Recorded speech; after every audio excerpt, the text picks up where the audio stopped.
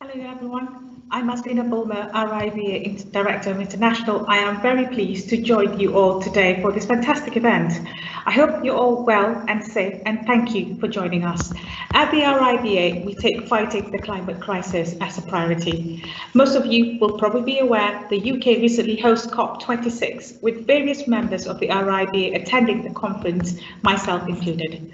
The RIBA continues to challenge the climate crisis through various initiatives to highlight the issues we are all facing, including the RIBA 2030 Climate Challenge and the Built Environment Summit.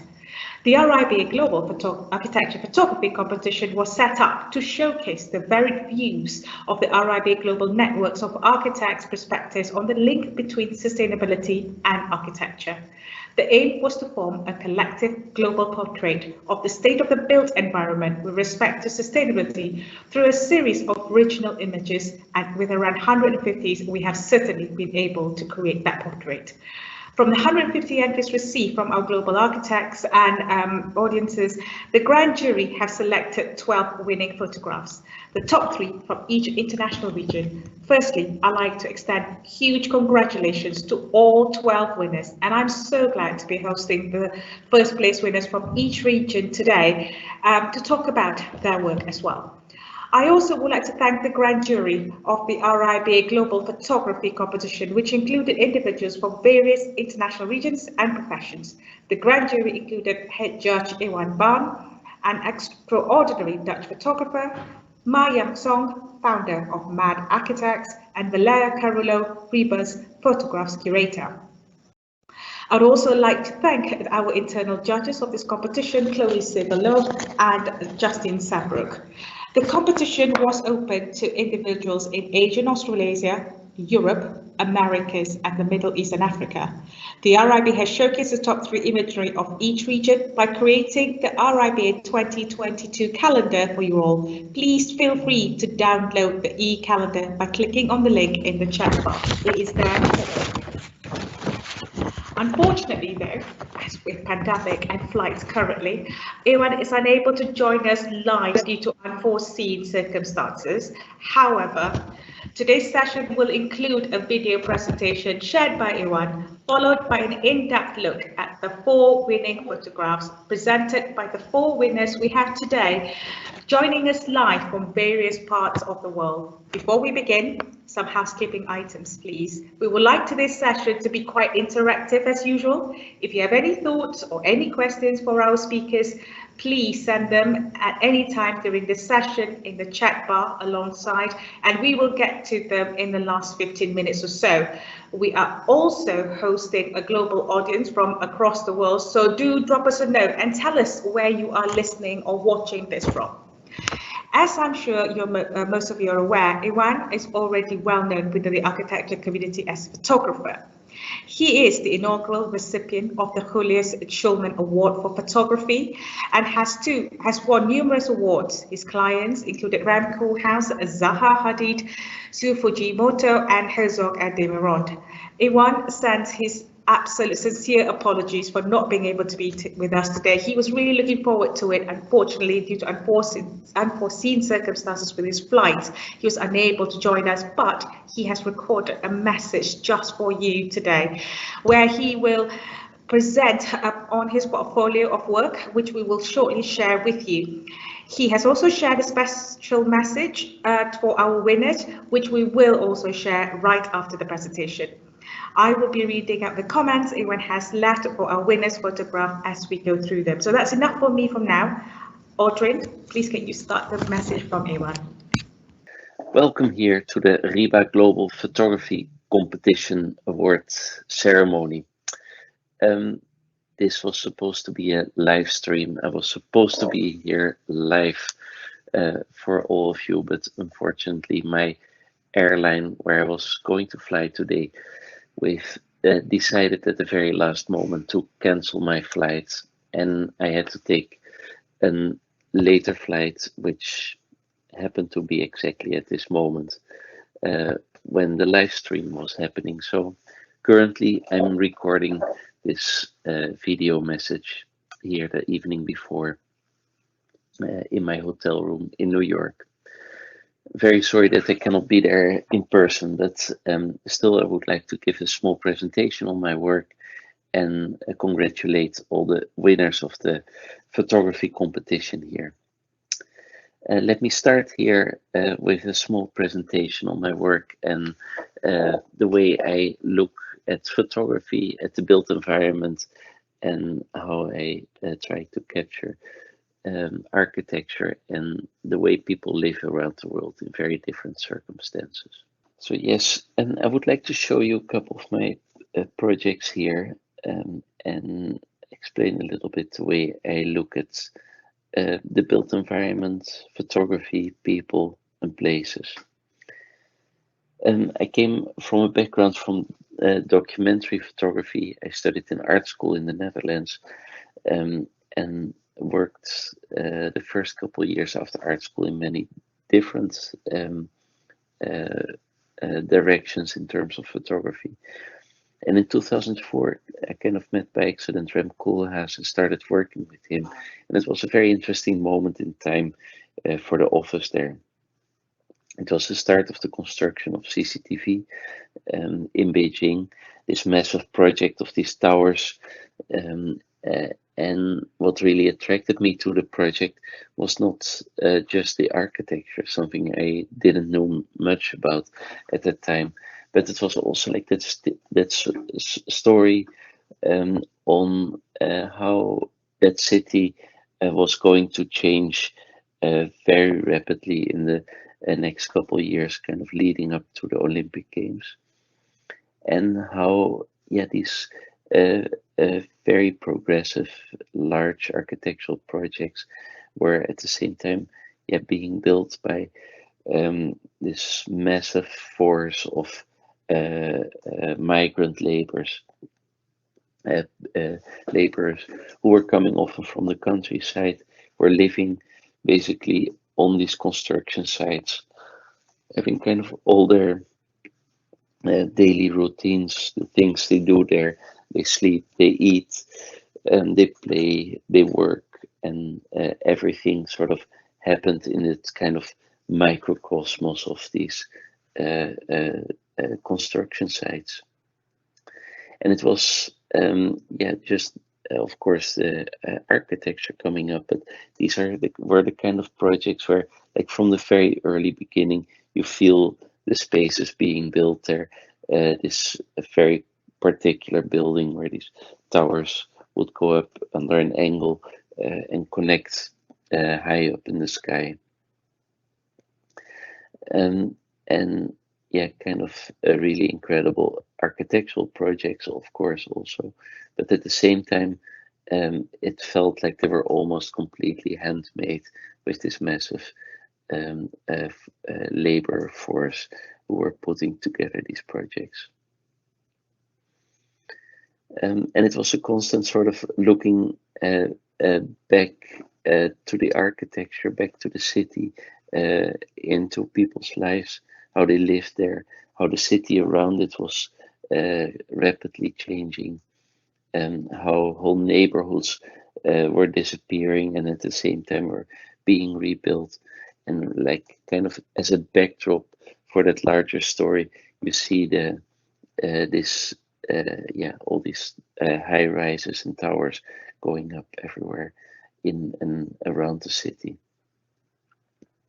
So it was a project I followed for many years, and while I was there in Beijing, I started also documenting the construction of the National Olympic Stadium, the large project by Herzog and de Meuron and Ai Weiwei.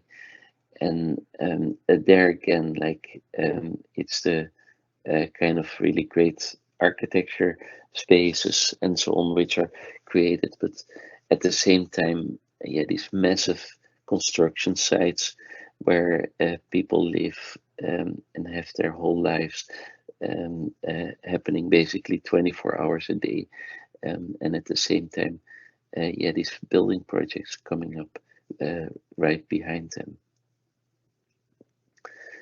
I was there all the way leading up to the opening of the Olympic Games on August 8th, 2008, the first moment that a full building, the full Olympic Stadium was filled with its thousands and thousands of people. And ever since, like, I've been totally fascinated working with architects, and especially these larger projects, how they really become part of a city, how a city around it is formed, how it becomes part of a community. But kind of, yeah, constantly zooming in and zooming out from sort of very personal moments of how what people do in these places to this like kind of vast overviews of how a building, yeah, um, uh, creates this specific focal point, anchor point in a city, and how it starts to define like an image of a city also. So for me, what's important always is, yeah, these close-ups of people, how they really become part of that architectural environment, but also these fast overviews where you really understand how the project was designed for that very particular specific place in the world. And then, yeah, how these buildings are used, how they're abused, how they're taken over, and how yeah, people embrace them. And it can happen in very different places in the world. Like here, we're at the Taichung Performing Arts space by Toyo Ito. This vast sort of cavernous concrete space, which from certain angles almost seems to encapsulate the totally generic city, which is built right around it. To like here, for instance, we're at the Maxi Museum, the Zaha Hadid project in Rome, and seeing it from above, you really understand how the building really is made for that specific place in the city. Like it's folding around the old military barracks, and how it's becoming almost a different river in the city. And yeah, why it was built for that very specific place.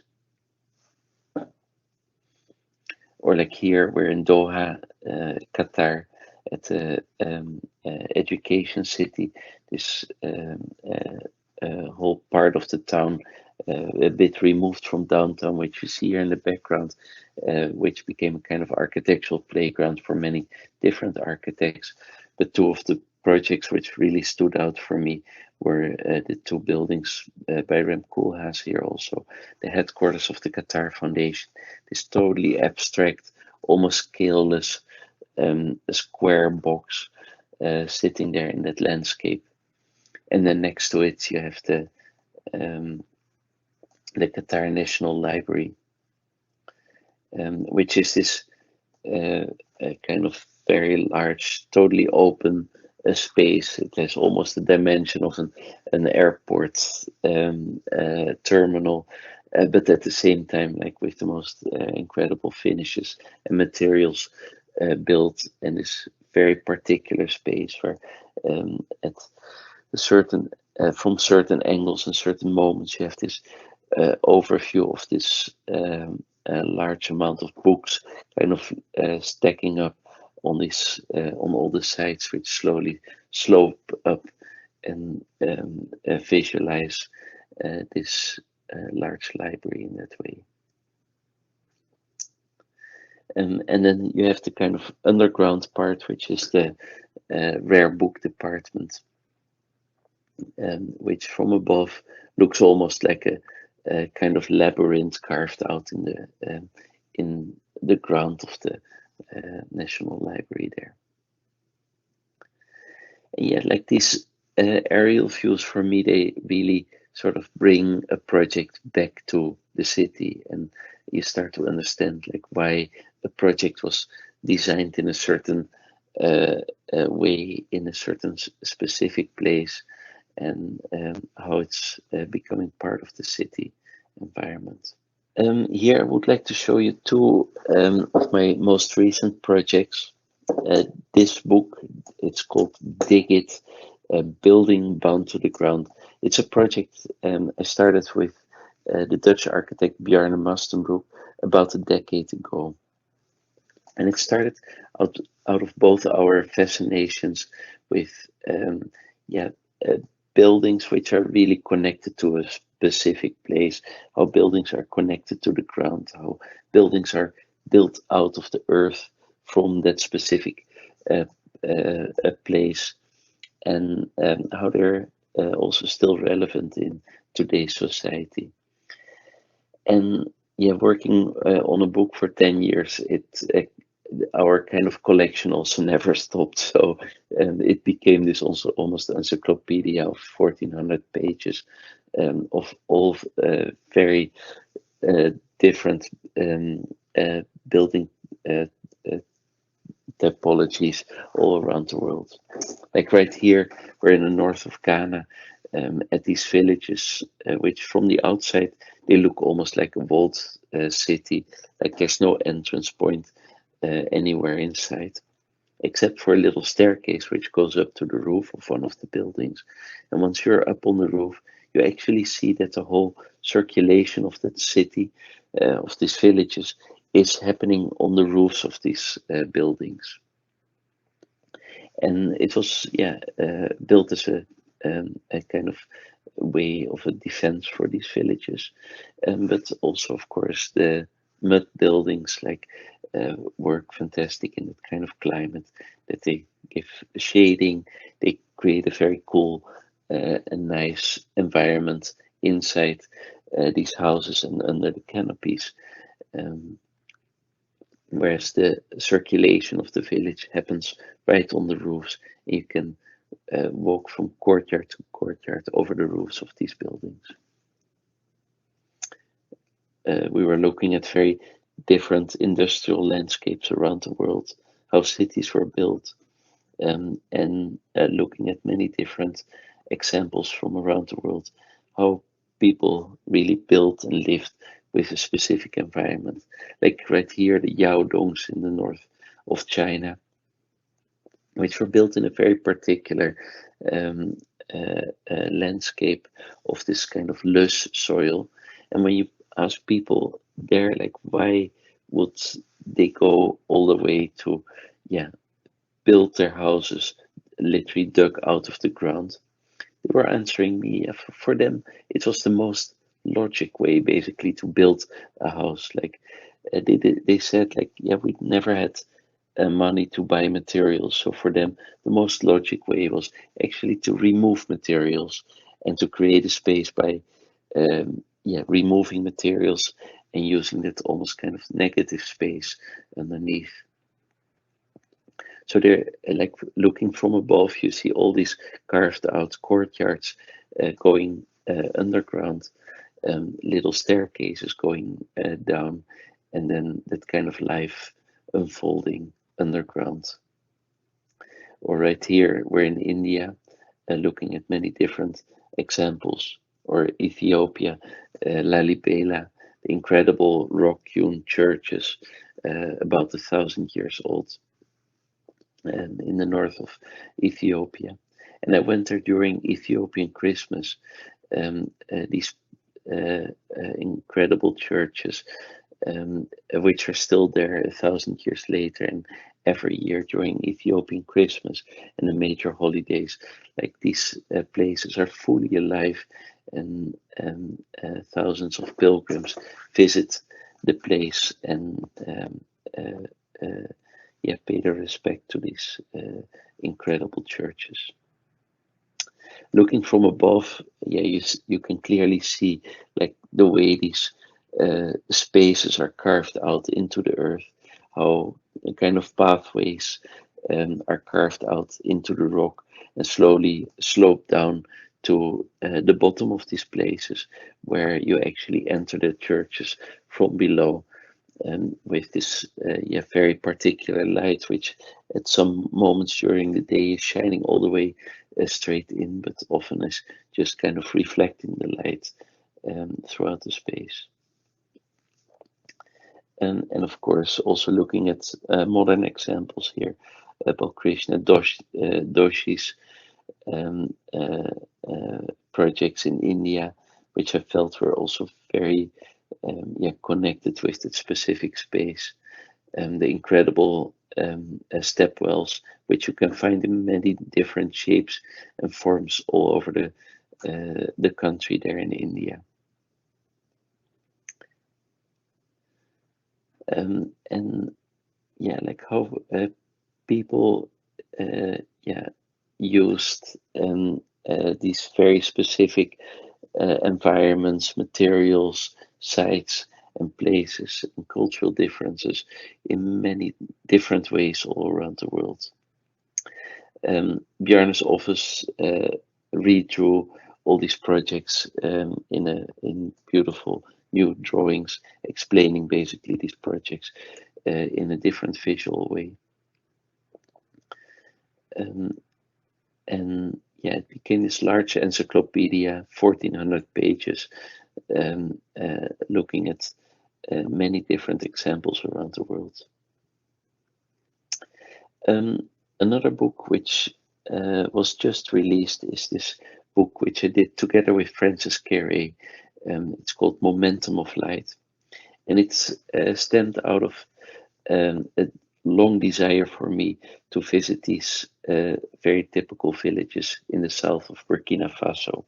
Burkina Faso, where Francis Carey was born, and which he knew intimately, but which I'm fascinated with, especially this village, Chebele, which has these incredible houses with patterns drawn every year on them.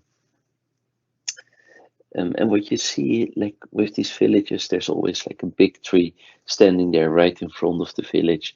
It's this kind of anchor point for that village, and it's also the place where people can sit in the shade and use the shade kind of all day around, and which are often a kind of holy or religious part of town. And you have these uh, buildings which are made out of the earth are really becoming part of the earth. This kind of fluid shapes where floors, walls, ceilings, and everything becomes once, almost in a way. And then every year they're drawn on with this wonderful patterns. And it's for me like also really an example of um, uh, how you can build in this sort of ultimate sustainable way, of course, like all the materials, everything comes right there out of the ground. Nothing has to be transported and nothing has to be fabricated, and everything is handwork. And a way to use and use that environment and the materials which are really there up to uh, in the best possible ways. These houses are from the inside basically pitch black when you enter them, and that kind of atmosphere was really something I tried to capture in all these moments. There's often just one little hole somewhere in the ceiling which brings in some light, but it's really you step into these places from the outside where there's this kind of abundance of light into at first completely black space, and then slowly when your eyes start to adapt to that place, you start to see the contours of the place, and these spaces kind of unfold in front of you. So this project started out of a question of the lighting manufacturer Zumtobel, who asks every year an artist or an architect to design their annual report. And this year they invited me to do this. And I asked Francis Carey to come along with me on this 10-day trip to Burkina Faso, looking at these traditional structures and how they're still lived in, and also make sense in even today's society where things so rapidly change and are renewed, but at the same time these centuries old traditions are really part of it. And since this was a lighting company, this was really the theme, of course, of this publication also. And yeah, explaining these vast differences of light, the outdoors, where there's this abundance of light, and then stepping inside these spaces where it's at first pitch black, and where it's something like your eyes really have to slowly adapt to. And that was something like we recreated also in the publication of this book. We worked with these wonderful designers from the Netherlands, Haller Broen, who developed together with the printer this beautiful printing technique on black paper in many different printing processes, bringing literally the light on top of the black paper with white, with silver ink, and in the end cyan, magenta, and yellow on top of it to get the full color photographs on the paper, but with this kind of patina almost of these traditional buildings, the reflections of the silver in there, and the sort of deep black interiors of these spaces.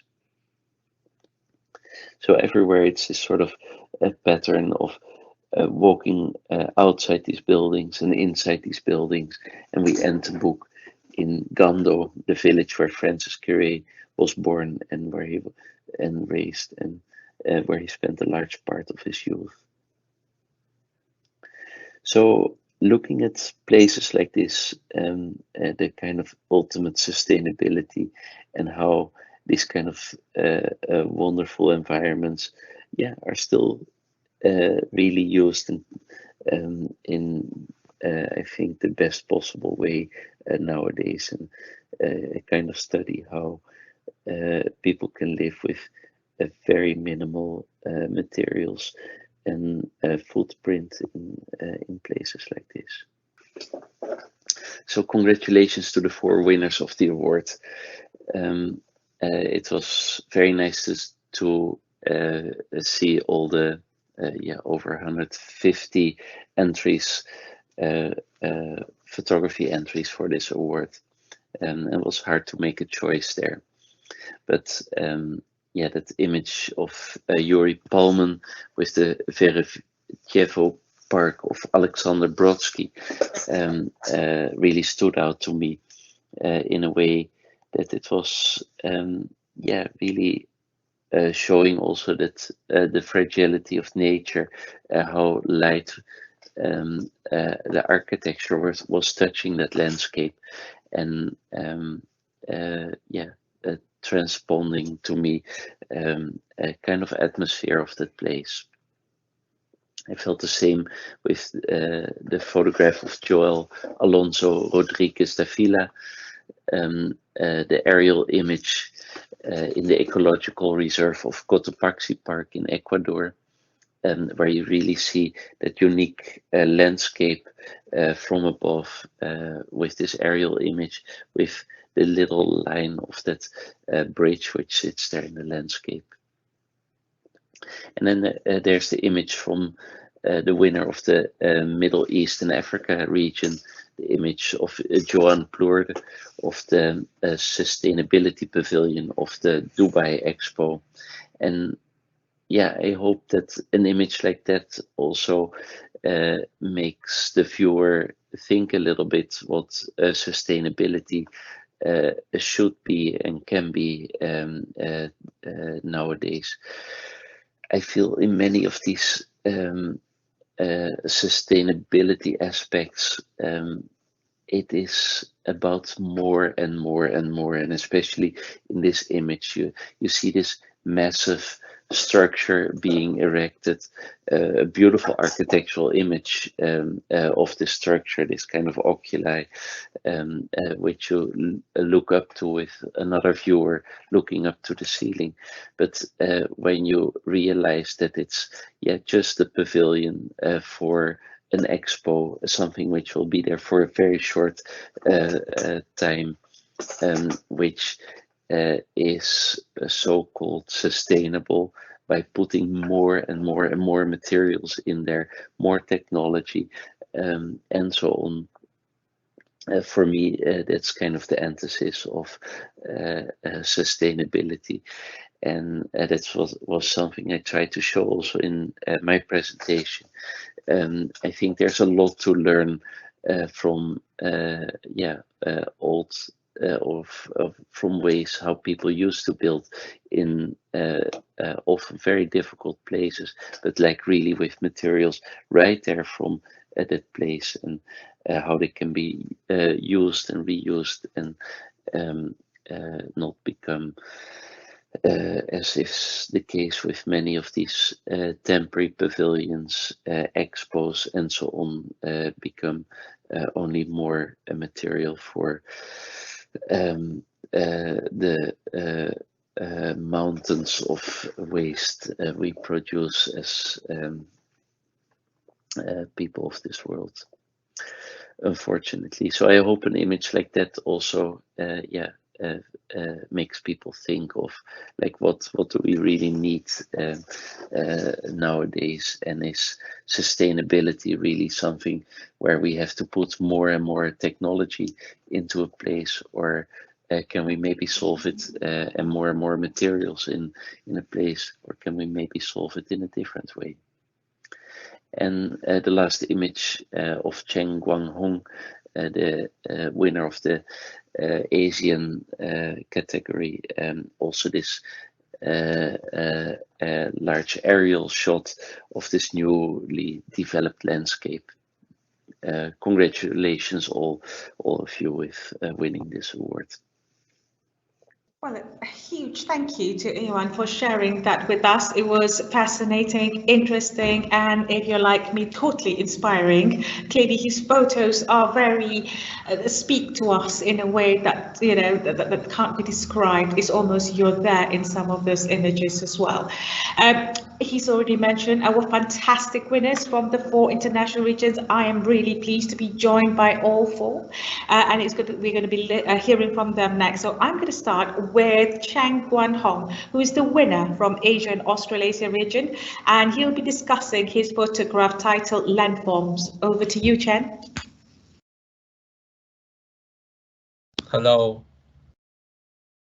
Hello, I'm Chen Guanhong from China. I'm glad to participate in the RIBA live stream. I'm an architect and a photographer. Now I work and live in Shenzhen, China. A few years ago, I communicated with Iwan in the lecture at the Shenzhen Architecture Biennial. I'm glad to communicate with Iwan again. My award-winning photos was taken of the Wanke Cloud City in Shenzhen, which won the Best Office Award of the World Architecture Festival. The project is located in a new business district in Shenzhen, surrounded by high-density office buildings, shopping mall, and apartment buildings. The project also has office and parking needs. The architect designed a mechanical parking garage. The underground space is reserved for the office space, and the courtyard is used to create ventilation and lighting conditions for the office space. This is leave the ground for greening and people's activities. From the photo, you can see a large area of greening, football fields, and runways.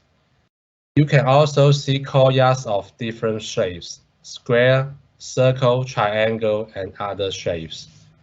These courtyards are the entrance and daylighting of the office building. There's no office building and parking lots you can see in the photo. It shows that projects have successfully returned the ground to the nature and people. It shows the achievement of the architecture and sustainable developments. I choose to shoot the plan of the project to show the forms and levels. The plan also expresses the design concept of the sustainable development of the project. In China, the sustainable development of architecture has received high attention. New buildings has mandatory requirements for greening and public space. So you can see more and better greening and public space design in the new buildings. This is all my presentation. Thank you. Thank you, Chen. That was very interesting indeed, and thank you for talking through your presentation. We're going to move to Yuri Palmin next. Yuri is the winner from the Europe region and is joining us today from Russia. Good afternoon, Yuri. Iwan has previously commented on your image. That is beautiful atmospheric image of architecture which tries to touch nature as little as possible. So over to you, Yuri. Thank you so much. It's a great honor for me to be here, to be present at this presentation. It's also, well, I'm really happy that I was fortunate enough to participate in the competition and win the RIBA award as a photographer from Europe. I'm based in Moscow. And I'm working as an architectural photographer for more than 30 years now. And I started my professional career in 1980s, and I was fortunate enough to meet Alexander Brodsky very early in my career. I met him around 1990, and I was with him when he started moving from paper architecture, which was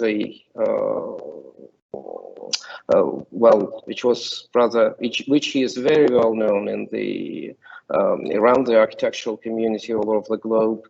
But in the late 1990s, he started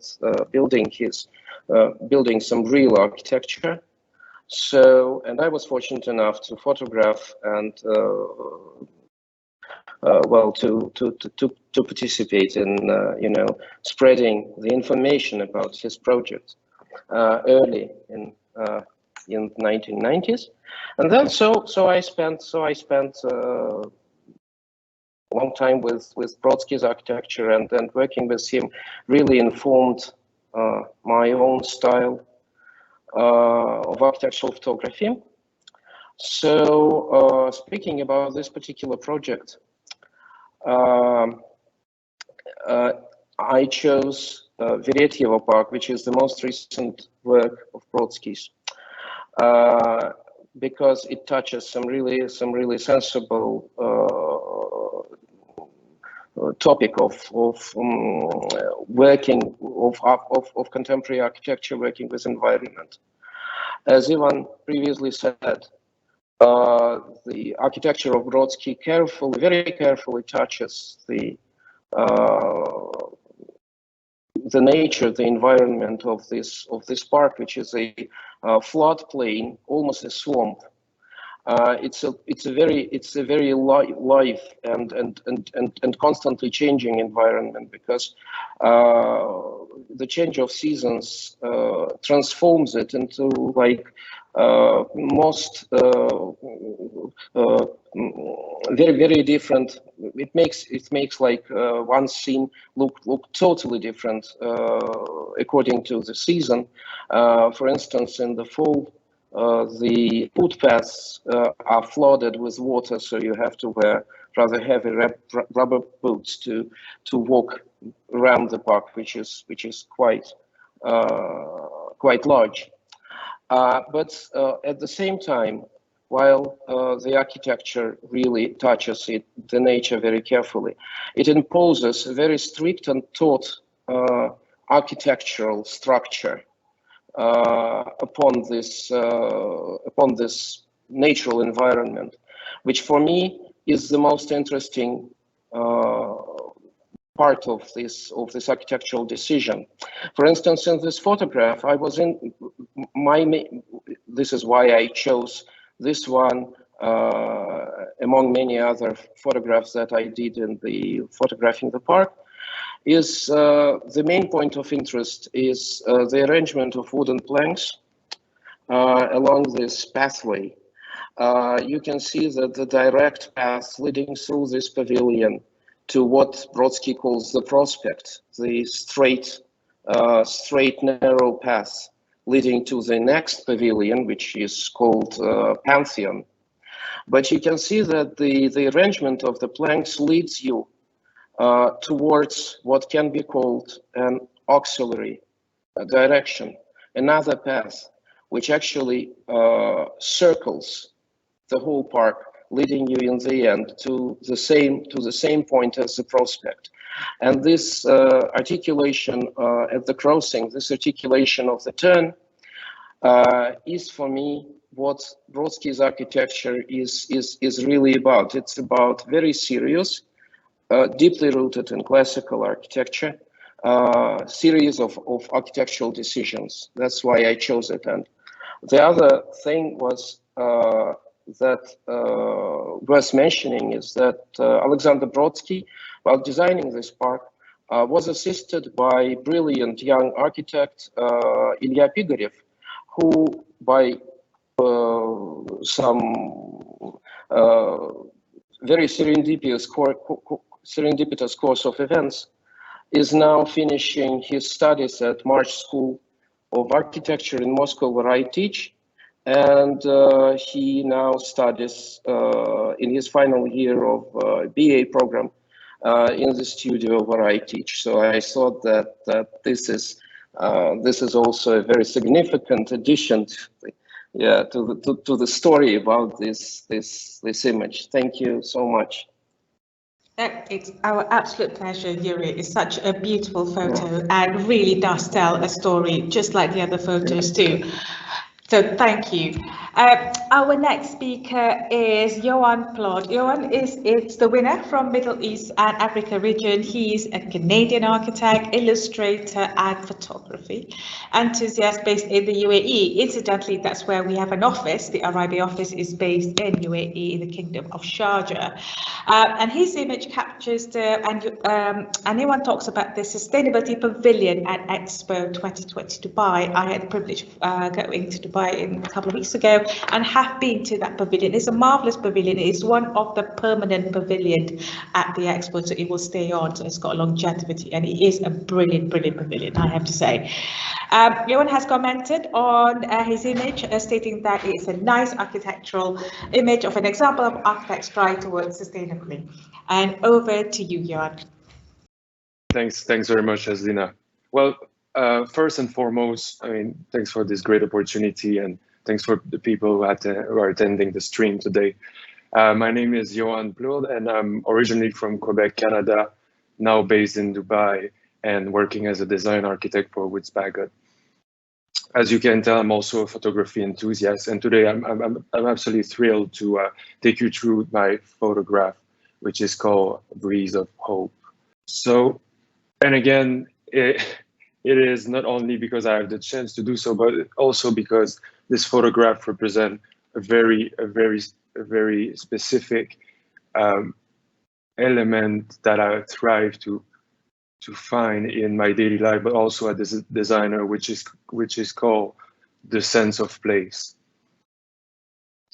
So now, just to give a bit of background to this photograph, this is a photo of Terra, the Sustainability Pavilion of Expo 2020, designed by Grimshaw. And it is really a remarkable showcase of how technology, but also centuries-old method can be used and put together in a contemporary way to achieve sustainability.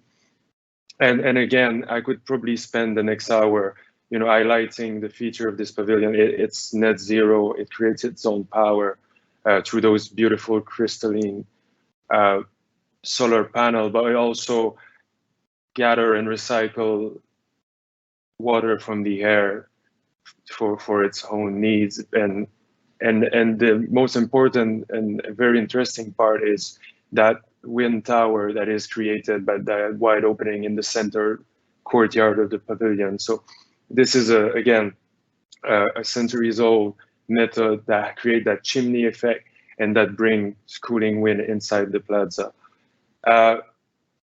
Like Iwan was saying, there are ways to achieve sustainability, and sustainability is not only about this type of strategy. Even the simplest building and just the simplest ways can achieve responsible design. We're talking geometry, orientation, even and material selection, obviously. But this is why I want to kind of take you a bit more to that day when I actually walked in the courtyard of Terra, and that was a very special moment because as I entered the courtyard, I could feel that breeze. I felt a kind of a sentiment or an emotion of freedom by that vast space. But I also saw that little cloud peeking in and people simply rushing to the center bit just to look up to the sky, and kind of it was just dragging so much attention, and for a split second I was not the architect visiting the pavilion anymore. I was just someone that was appreciating the actual power of a sustainable construction to create that link between the environment, but also its inhabitants, and how this, for me, means the sense of place. So looking at this photograph, this is more or less the intention I would like to communicate to anyone who looks at it. And I guess from a takeaway, or just as a purely photographic point of view, I think having subject in the photograph, or at least a scale, to help the viewer kind of appreciate the story you're trying to tell, but also that kind of dynamic component to it, for me is always crucial in any of the photos I take. And this is really what for me was important to capture in this specific one. So without any further ado, back to you, Aslin. Thank you so much. It is a fantastic photograph. Our last but not least presenter today is Joan Alonso Rodriguez Davila, who is the winner of the Americas region and is joining us today from Ecuador. Hola. Iwan had previously commented on his images, stating that the image shows the fragility of the landscape and how a lightweight architectural structure can connect the place and the minimal impact it tries to have on that landscape. Over to you, Joel.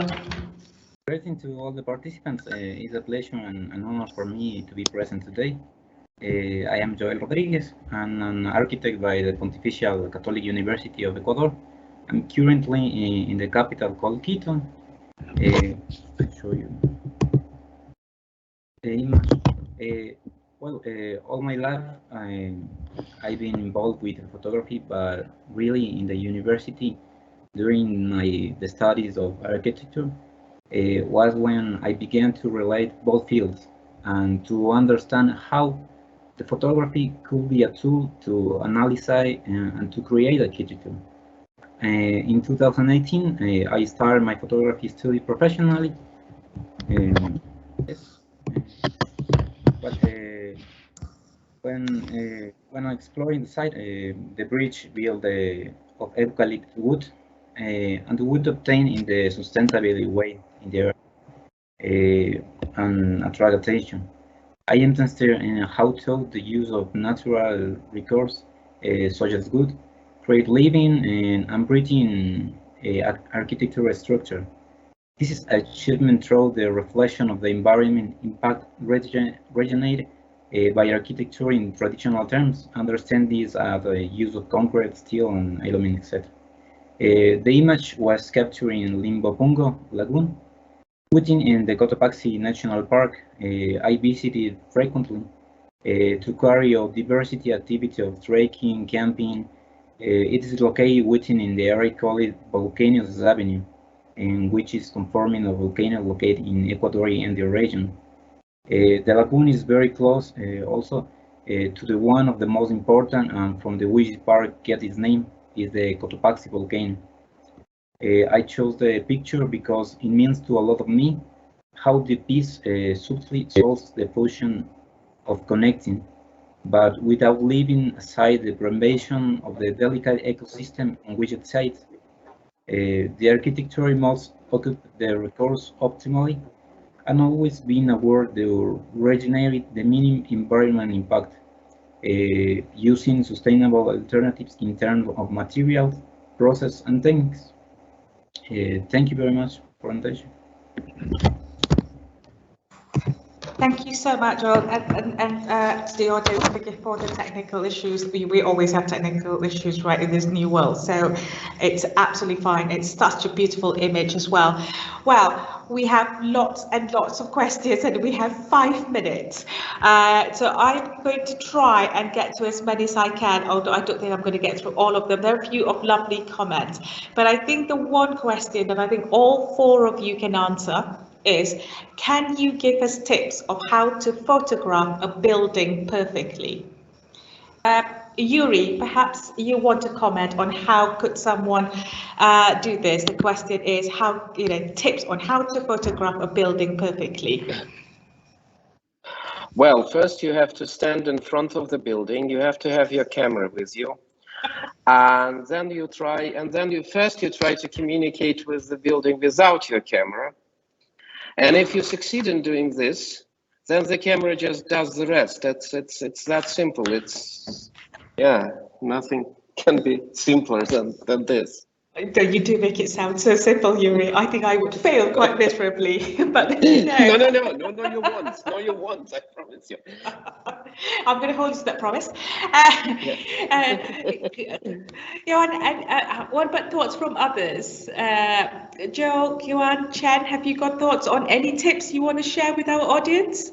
From my side, what I would say is the key is really to get a dynamic component.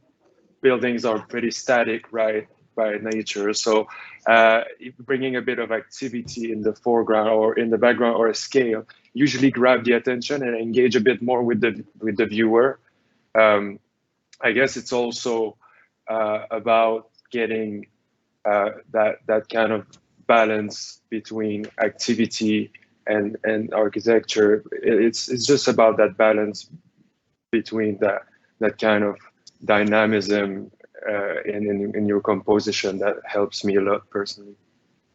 Thank you. Chen, have you got any tips? I use the drum to shoot this photo, so I think the drum is the new and better equipment for the photograph. So I think the photograph, they should use the drum to take more photos in the future. Thank you. Thank you, Jan. Joel, any from you? Any thoughts from a young person? What are your thoughts for our audience today? Any tips? Well, first you must understand the context. I think you know how you want to share and show, with forgetting the technical side of photography.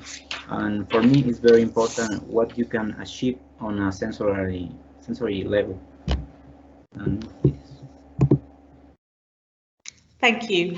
Now, do you know what? That is the only question we can field because we have come up to time, but I just want to make some comments.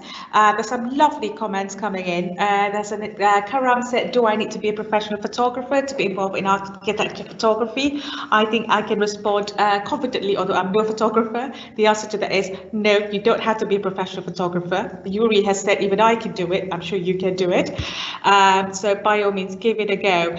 Jack, is the Global Architecture Photography competition run every year, and you would like to get involved? Well, Jack, it's something that the RIBA International started as a pilot last year in China. We called it 88 Places and Spaces, and this is the first time that we opened it at Global, and we hope to run it again next year. We've been really inspired of what we've seen, and we absolutely want as many people globally to be part of this competition, so we're really looking forward to next year as well. That's some fantastic photographs that's been submitted to us. A couple of comments about Iwan, who is the inspiration for architecture photography. I think it's inspiration to many of us. I said at the beginning, his photographs, like also our winners, it speaks such volume. They're beautiful. They really do speak such volume and very exciting indeed. And it's our RIBA, it's our honor to have him and our winners here with us today. Chen, they love how you've captured the aerial view. And everyone seems to really like the aerial view, Chad. And Yuri, your image is incredible. There's a question of sustainability, but I think we'll need another hour if we're going to talk about sustainability specifically in different countries. And Katarina, Yuri, really love your picture as well. There was Joanne, there was about a question about the edit image to capture scale of that building and where is Expo? Well, Expo is in Dubai. There is an absolute site. It's called Dubai Expo 2020. Please go and visit it if you can, because it is absolutely fascinating. And this person lives in Dubai, is in the Expo. This building, I think, is in the sustainability zone. Quite well signposted, very big building. Go early, the queue's massive. And really some fantastic comments. I want to end to say thank you, huge thank you for audience to be with us today. A massive congratulations and thank you to the winners, to all 4 speakers today. Thank you for submitting your fantastic photographs. They're on our calendar. Please, audience, download it. They're there for you to download beautiful pictures. And I also want to say to the winners, your photograph tonight will be, it's being exhibited at RIBA headquarters for the RIBA President's 100 Days talk this evening. So I'll try and take some photos to show you. So there'll be 400 people today looking at your wonderful photographs. So thank you for participating this year. I hope to see more photographs next year from the winners and also from our audience. Thank you all for joining. I'm sorry we can't get to all your questions and answer, but I'm sure we'll have this conversation again next year, and I'm very much looking forward to see your photographs. Take care and stay safe, everyone. Bye-bye.